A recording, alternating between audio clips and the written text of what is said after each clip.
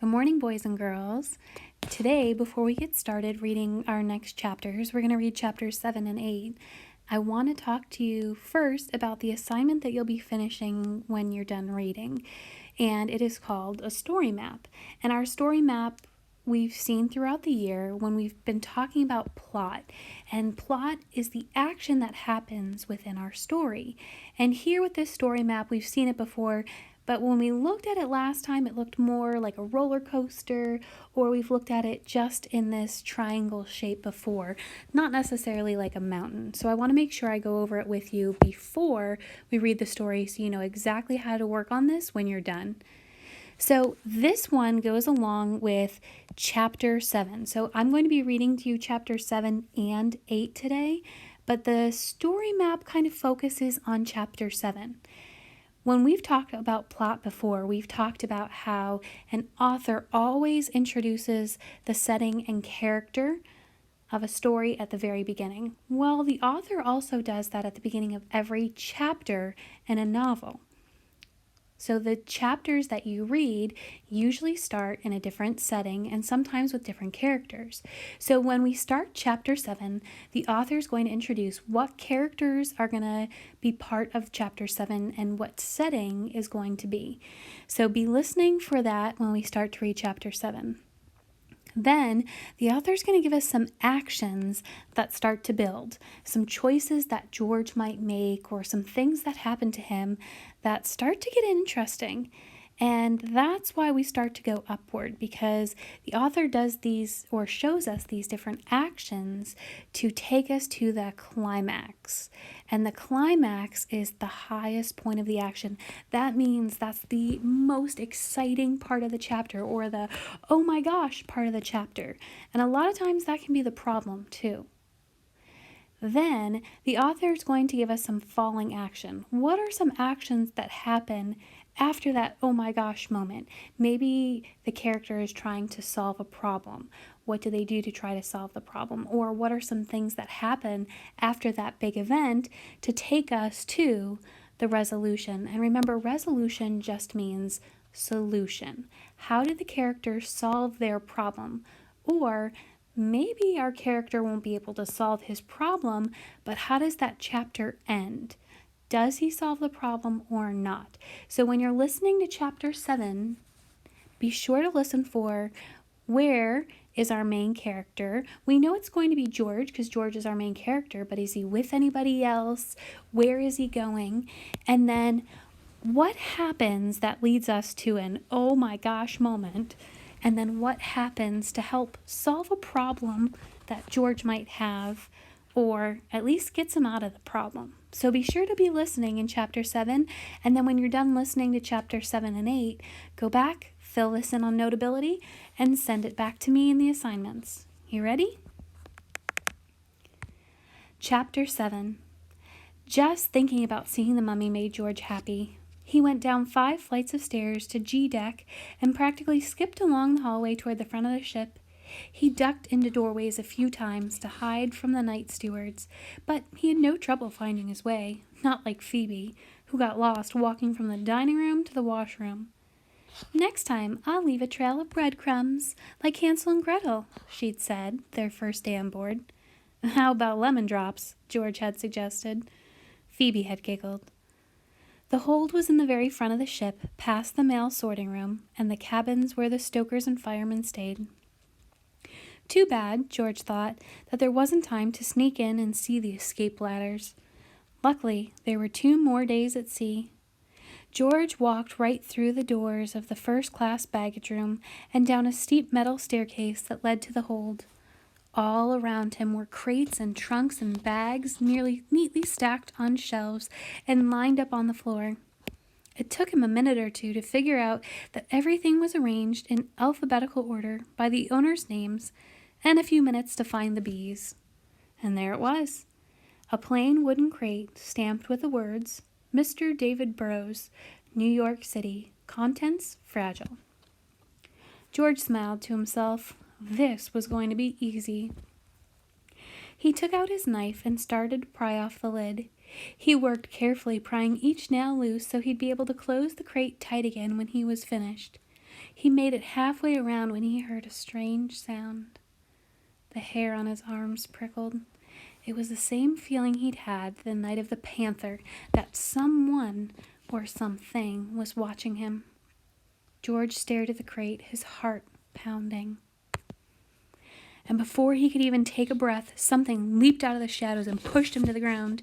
George looked up, half expecting to see a mummy rising out of the crate, her arms reaching for George's throat. What he saw was almost as horrifying. It was a man with glittering blue eyes and a scar running down the side of his face. He grabbed George's knife out of his hand. The man was small, but very strong. "I'll take this," he said, admiring it. Then he looked George up and down. "So," the man said, "trying to fill your pockets with some first-class loot?"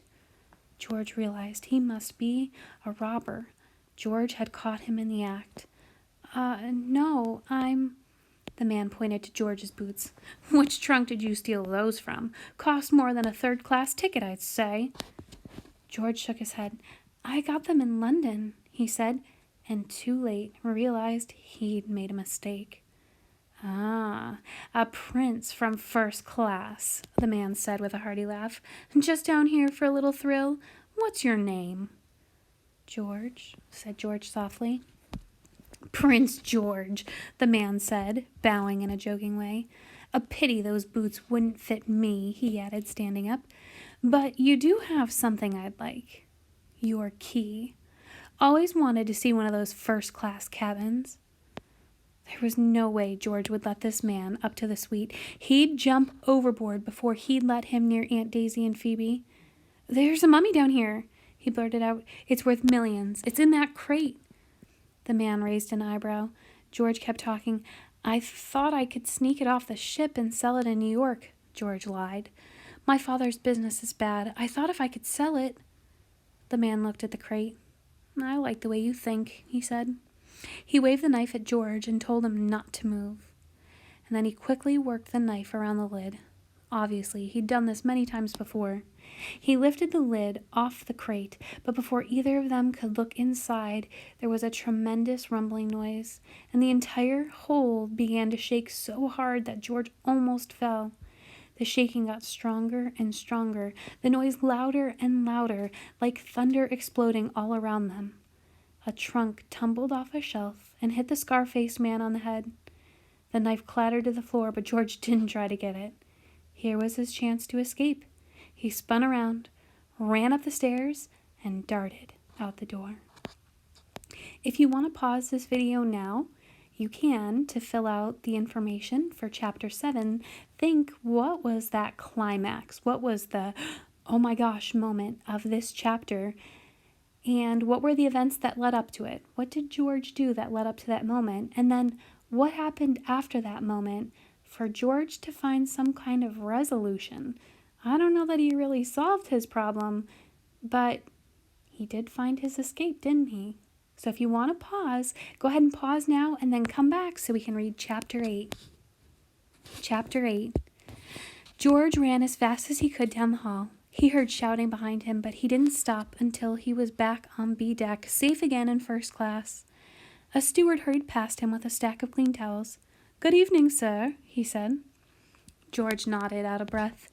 Nothing could happen to him up here, he knew, so why was his heart still pounding? It was the ship, he realized, that thundering noise, that shaking in the hold. Had a boiler exploded? Had a steam pipe burst? An eerie silence surrounded him, and George's heart skipped a beat as he realized that the engines had been turned off. The quiet rumbling had stopped. Just outside, George heard people talking loudly. Did they know what was happening? George went out onto the deck and walked over to the small crowd of men. Most were still dressed in their dinner tuxedos and puffing on cigars. They were standing at the rail, pointing and laughing at something happening on the well deck, one level below. What was so funny? George squeezed between two men and looked over the rail. At first, he was sure his eyes were playing tricks. It looked like the well deck had been through a winter storm. It was covered with ice and slush. A bunch of young men in tattered coats and hats were pelting each other with balls of ice, roaring with laughter like kids having a snowball fight. "What's happened?" asked a man who'd walked up behind George. "The ship nudged an iceberg," said an old man with a bushy mustache. He didn't sound worried. "An iceberg? Is that why they've stopped the engines?" said the new man. "Because of some ice on the deck?" "Just being cautious, it seems, following regulations," said the older fellow. "I spoke to one of the officers. He assured me we'll be underway any moment." "Hey there," he yelled down to the young men below. "Toss some of that ice up here." One of the gang picked up a piece of ice the size of a baseball. He threw it, but the man with the bushy mustache missed. George reached out and made a clean catch with one hand. The crowd cheered. George held up the ice and smiled. Then he held it out to the man. "Keep it, son," he said. "There's plenty for everyone." The piece of ice was heavier than George had expected. He sniffed it and wrinkled his nose. It smelled like old sardines. More ice balls came sailing up from below, and the men jostled to catch them. Their laughter and cheers rose up around George, and the fear he'd felt in the baggage hold faded away. From up here on the deck of this incredible ship, George felt powerful. Nothing could hurt him on the Titanic. Not a meteor falling from space, not a giant squid, not the scar-faced man. George squinted out into the distance, hoping to see the iceberg, but the sea faded into darkness. His teeth were chattering now. It was so much colder than it had been at dinner time. He wanted to be back in bed, curled up under his fancy first-class sheets and blankets. The corridor was still quiet as George crept toward his suite. As he was letting himself in, he stepped on something that made a crunching sound under his boot. At first, George thought that it was ice or a piece of glass, but when he picked up his heel, he saw that the carpet was covered with yellow crystals. George smiled. It was just one of Phoebe's lemon drops. George let himself in, easing the door shut. Phoebe's bed curtains were closed. The light under Aunt Daisy's door was off. George quickly changed into his pajamas and climbed into bed. Yes, he was safe, he told himself. He tried to go to sleep, but as the minutes ticked by, his mind got restless. It hit him that his knife was gone, forever, and the total silence of the ship seemed to press down on him. Why hadn't the engine started up again? He lay wide awake, listening and wondering. It was almost a relief when he heard someone knocking on their door.